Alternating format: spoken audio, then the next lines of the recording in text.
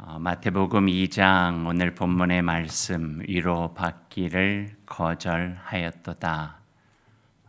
중의적인 의미가 있습니다. 마태복음 1장은 아브라함과 다윗의 자손 예수 그리스도의 족보로부터 시작하고 있어요. 그 내용을 읽어보면 마치 표현하자면 변화산 상에 있는 예수님처럼 경배와 찬양을 통하여서 이 땅에 오시는 임마누엘 예수 그리스도에 대한 이야기가 1장에 담겨져 있죠. 2장으로 넘어가면서요, 분위기가 현저하게 바뀌어요. 마치 변화산 위에서 이제 치열한 삶의 현장이 있는 변화산 아래로 내려온 것과 같은 그 모습이 그대로 비춰지고 있어요. 2장 1절의 말씀이 그 서두입니다. 보시겠어요? 2장 1절 첫 번째 구절을 이렇게 시작하고 있어요.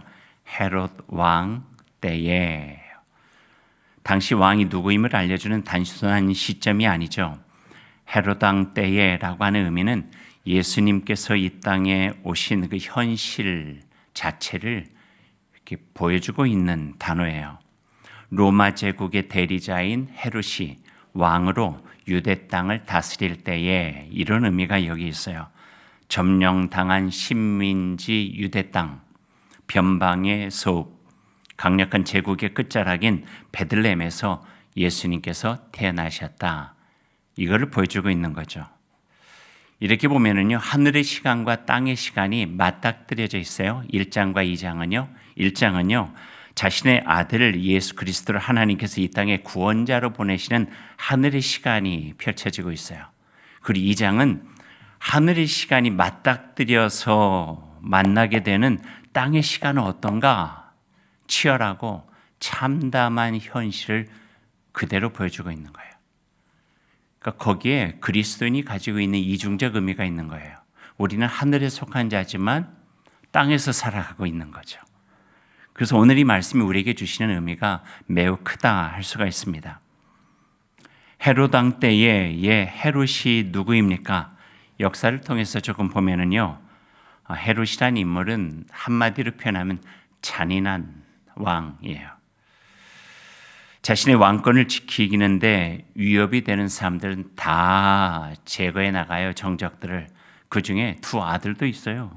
알렉산더와 아리스토블루스라고 하는 두 아들을 무참히 죽여요. 그리고 마음이 그랬던지 그 두 아들을 낳은 자기 아내, 그러니까 아들의 어머니도 죽여요.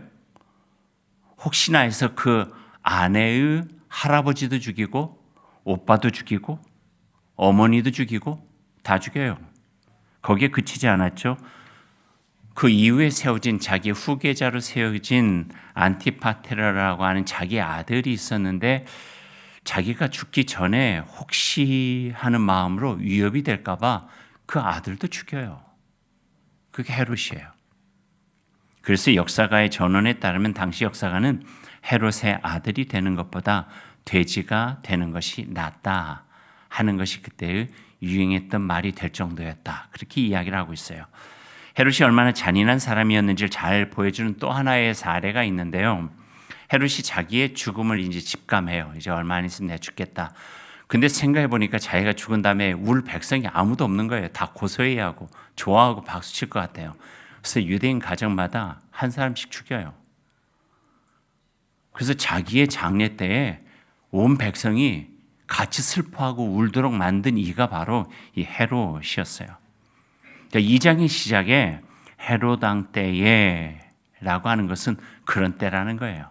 하늘의 구원의 시간이 이 땅에 딱 맞닥뜨렸는데 이 땅은 헤롯 왕 시대였다는 거예요. 참담하고 잔인하고 치열하고 현실적인 아픔이 있는 이 세상에 예수 그리스도 임마누엘 주님께서 오셨다 하는 것이죠. 오늘 말씀을 조금만 들어가 볼까요? 그 헤롯이 왕으로 유대를 다스리던 때에 한 아이가 태어났습니다. 임마누엘 예수. 그때 헤롯이 누구인지 제대로 알 리 없는 동방에서 온 박사들이 어디가 예수님이 태어났나, 구주가 태어났나 해서 바로 이 헤롯한테 가가지고 물어보는 거예요. 2절 말씀이 그 이야기예요. 한번 같이 보세요. 유대인의 왕으로 나시니가 어디 계시냐? 우리가 동방에서 그의 별을 보고 그에게 경배하러 왔노라 하니, 이 말씀 읽고 난 여러분 마음 어때요? 저는 설교를 준비하면서 앞부분을 쭉 준비하고 그 2절을 읽었더니요, 소름이 쫙 끼쳐오는 거예요. 자기의 정적들을, 아들까지도 다 죽였더니 헤롯이 유대인의 왕에 태어났는데 어디에 있느뇨? 라고 물어보는 동방박사의 말을 들은 순간 어떤 마음이 들었을까요? 얘를 어디서 찾아서 죽이지? 정적 제거. 소름이 끼쳤어요. 헤롯이란, 제가 조금 심한 말 써도 여러분 양해를 하세요. 악한 놈이 할 짓을 생각하니 오싹했어요. 그리고 비극이 시작되죠. 오늘 읽은 본문 안에 있는 16절 말씀 같이 읽어봅시다.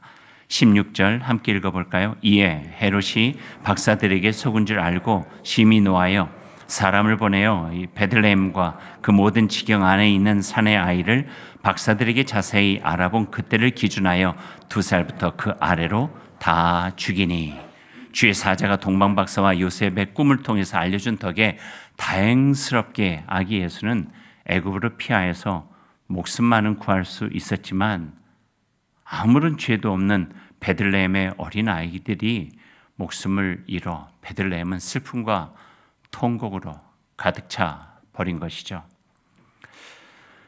역사 신학자 헤그너라고 하는 사람이 당시 베들레헴 전체적인 부분들을 이렇게 기록하면서 인구가 몇 명이고, 만약에 2살 아래 아이가 죽었다면 몇 명 정도 죽었을까 하는 것들을 기록으로 남겼어요.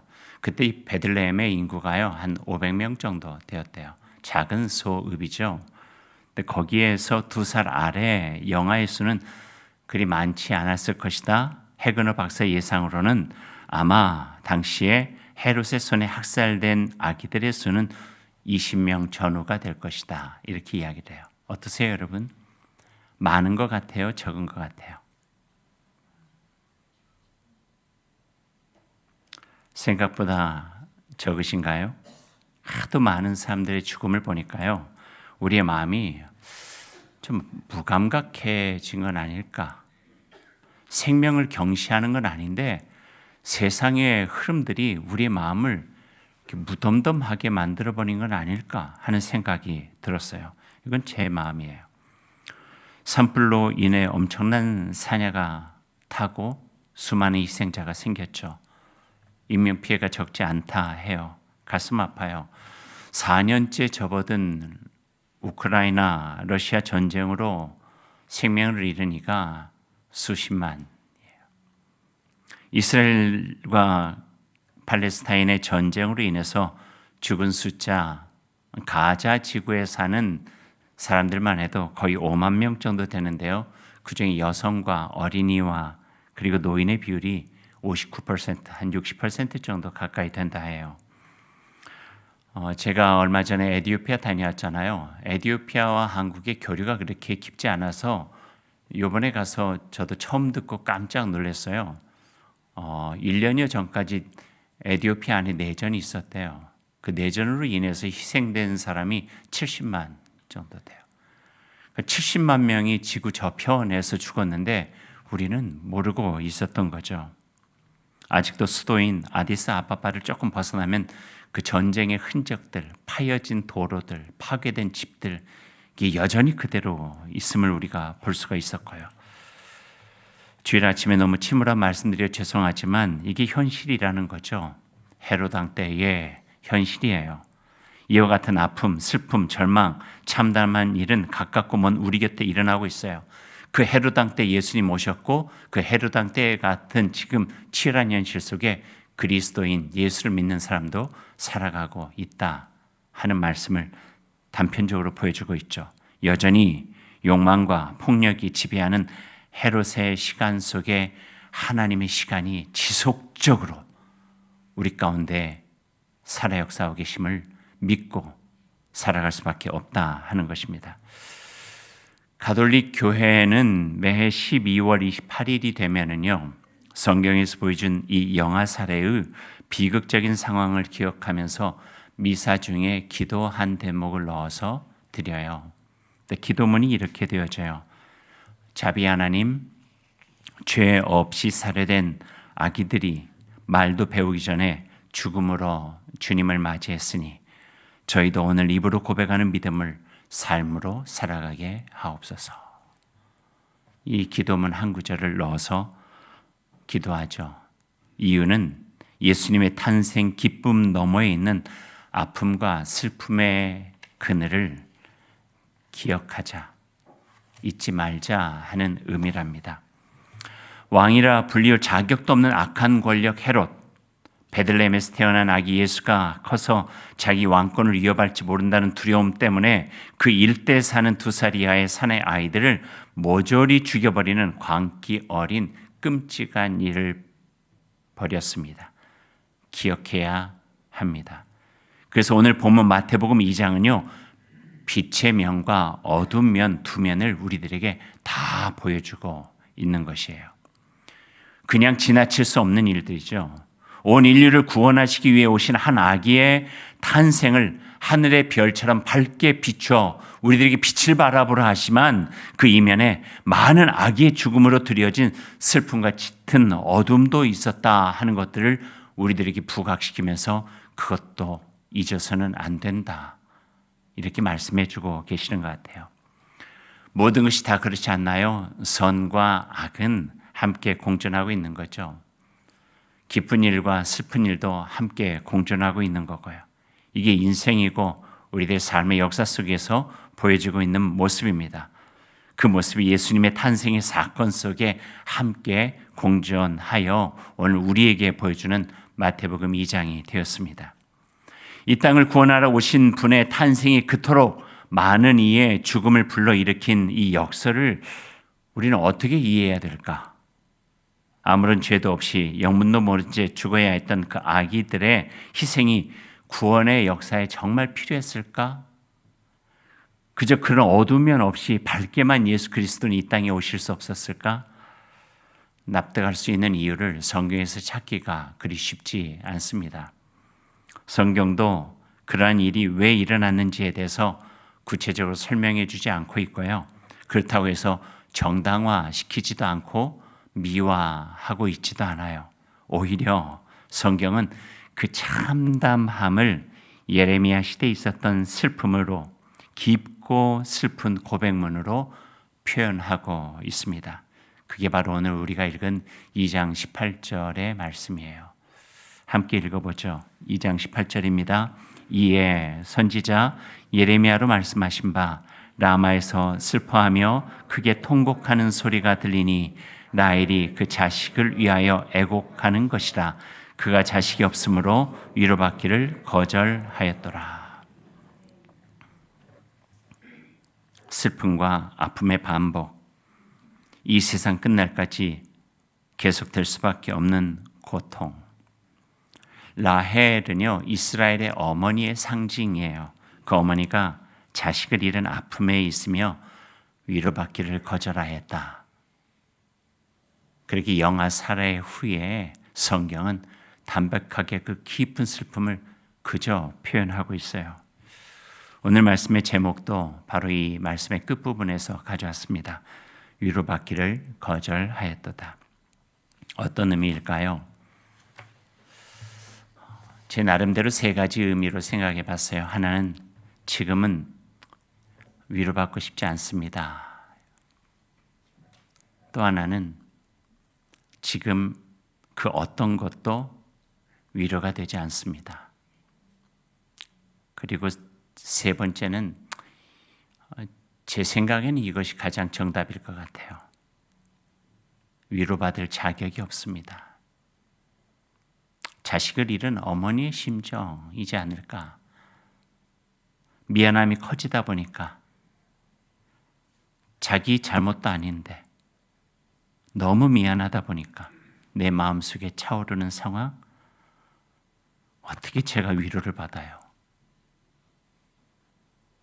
아무 일 없었다는 듯이 툴툴 털고 일어날 수 없는, 쉽게 헤어나올 수 없는 깊은 슬픔에 머무르며 가슴 아파 우는 라헬, 어머니의 모습을 성경은 보여주고 있습니다.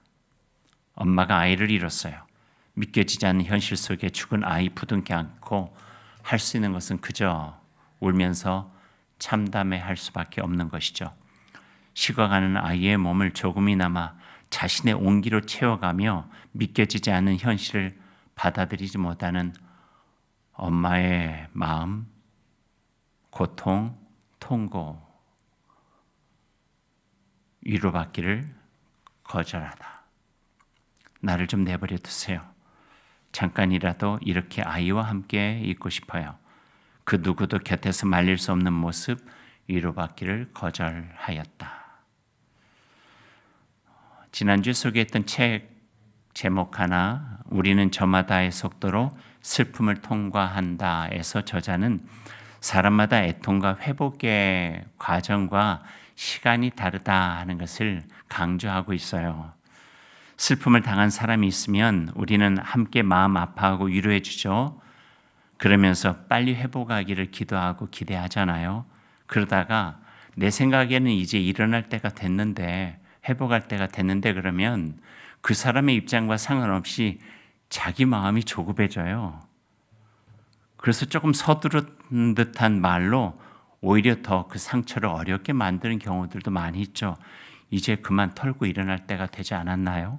언제까지 붙잡고 사실래요? 산 사람은 살아야죠. 위로받기를 거절하였도다. 박완서 작가는 아들을 잃은 슬픔을 자기 일기책인 한 말씀만 하소서에서 이렇게 표현하고 있어요. 통곡이 치받쳤다.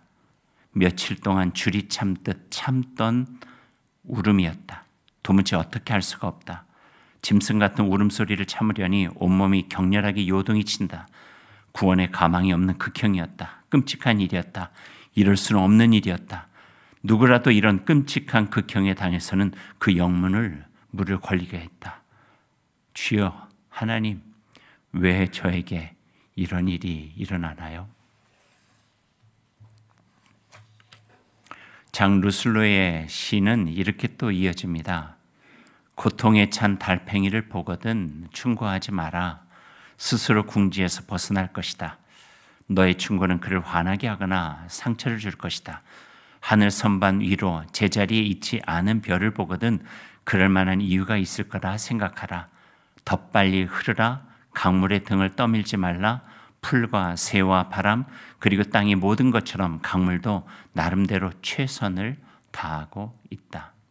그래서 성경은 미화하지도 않고 정당화하지도 않고 설명하지도 않고 그저 슬픈 그 자체를 그저 보여주는 것이죠. 하나님의 아픔이에요.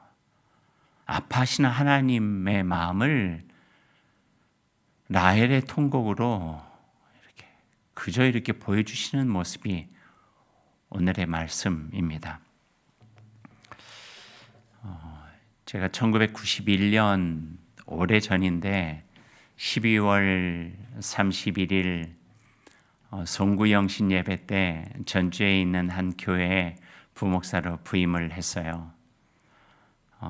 처음 이제 부임을 해가지고 송구영신 예배 때에서 곁에 있는 교육자들과 인사하는데 한 분이 위아래로 검정 옷을 입은 전도사님이 계셨어요. 신방 전도사님이고 연배는 저희 어머니 연배 정도 되시는데 제가 소개받기로는 그분과 제가 짝이 돼서 이제 부목사로 신방 사역과 교회 사역을 해야 된다 이렇게 이야기를 하시더군요. 그 남자 부목사와 여자 신방 전도사 한 분이 이렇게 짝을 이뤄서 교회 사역을 했거든요. 근데 목례로만 잠깐 하고 아무런 말도 걸지 않아요. 낯설었죠. 왜 그러시지? 왜 그러시지? 내가 못마땅한가? 그리고 곁에 있는 다른 선임 목사님께 물어봤더니 불과 3일 전에 아들의 장례를 치렀대요. 성탄절 즈음에 아들이 먼저 죽은 거예요. 그리고 장례를 치르고 한 3일 정도 되었고 이제 송구 영신 예배를 드리고 있는 거죠. 그러니 그 모습이 이해가 됐어요. 근데 그 이후에 함께 신방을 하는데 저의 얼굴을 잘 보지 않아요. 그리고 저에게 목사님이라고 부르지도 않아요. 나중에 곁에 있는 분에게 들었더니 그 먼저 간 아들의 이름이 저하고 두 자가 똑같아요. 김 그리고 안에 있고 신이에요. 그러니까 그 이름을 부를 때마다 자꾸 아들 생각이 나니 같이 있는 것이 괴로운 거죠. 저와 함께 제가 힘든 게 아니라 저와 함께 어떤 사역을 계속하는 게 너무 힘든 거예요. 자기 속에 있는 가라앉히려고 했던 것들을 자꾸 건드는 것 같아 너무 아파하는 거예요. 시간이 좀 지났어요. 1월도 지나고 2월도 지나고 3월도 지나고 함께 사역한 시간들도 점점 있다가 5월 어버이 주일이 됐는데 그냥 제 마음에 그 외아들이었거든요. 제가 카네이션을 좀 선물해 드리고 싶다 하는 생각이 나서 신방을 마치고 저녁 때쯤 전도사님 제가 꽃을 준비했다 그래서 카네이션을 드렸어요. 5개월 동안 참고 있었던 눈물이 툭 터지셨어요. 너무 힘들어 하셨죠. 뭘로 위로가 될 수 있을까요? 그분은 그분의 시간을 지내고 있으셨던 거예요. 4년 이상 그분과 함께 짝이 돼서 신방 사역을 할 때 그 여러 어려움과 아픔의 가정들을 가면 저는 목사로 가서 뭔가 준비했는데 말 100마디 하는 것보다 그 전도사님이 이렇게 나타나면 그분의 품에서 교인들이 우는 거예요. 위로받아요. 마치 헨리 나우엔이 이야기한 것처럼 상처 입은 치유자의 역할을 하시는 거예요. 그리고 그 전도사님이 그 4년여의 시간을 그 아픔 속에서 어떻게 견뎌내는가 하는 것들을 교인이 보니까 그 선한 믿음의 삶 자체가 100마디 말보다도 더 큰 힘이 돼서 믿음은 그 아픔을 이렇게 지나가는 거지 큰 힘이 되어졌어요. 이게 위로고 이게 돌봄인 것 같아요. 하나님께서 그분을 통해서 하나님의 선한 위로가 어떻게 이루어지는가를 곁에 있는 사람들로 하여금 느낄 수 있도록 해 주신 거죠. 지난 수요일에 팔복 두 번째 복에 대한 이야기를 나누었습니다. 애통하는 자는 복이 있나니 그들이 위로를 받을 것이라. 특징은요, 마음이 가난한 자들이 받는 위로는 현재형인데 이 애통하는 자들이 받는 위로는요 미래형이에요. 애통하고 있는데 지금 위로 받아가 아니에요. 하나님께서 그 곁에 늘 계시면서 위로가 되어 주시겠다라고 하는 미래형으로 쓰여져 있어요. 그러니까 진정한 위로가 무엇인가를 보여주는 성서의 이야기라 이야기할 수 있는 것이죠. 하나님께서 잊지 않고 그 곁에 계시며 위로해 주실 것이다. 달리 표현하면 그들의 아픔을 진심으로 안타까워하며 아파하시는 하나님께서 그 곁을 떠나지 않고 위로함으로 계신다. 하나님의 선한 돌보심, 위로를 거절할 수밖에 없는 깊은 슬픔 속에 계신 하나님의 돌보심을 보여주고 있습니다. 이제 말씀을 마무리를 좀 하면서 여러분과 그 다음에 있는 말씀들을 조금 더 읽고 싶어요. 19절 말씀 보세요. 오늘 18절까지 읽었는데요. 19절 말씀 한번 보시겠어요? 첫 번째 부분 같이 읽어봅시다. 헤롯이 죽은 후에 여기까지. 헤롯이 죽은 후에 헤롯도 죽어요. 영원하지 않아요. 헤롯 죽어요. 모든 것에 다 끝이 있다는 거예요. 주의 사자가 애굽에서 요셉에게 현몽하여 이르되 일어나 아기와 그의 어머니를 데리고 이스라엘 땅으로 가라. 아기의 목숨을 찾던 자들이 죽었느니라. 끝을 보여주면서 예수 그리스도 가정에게 새로운 시작을 북돋아 주는 거예요. 그런데 여기 또 한 번의 반전이 생겨요. 22절 말씀 보세요.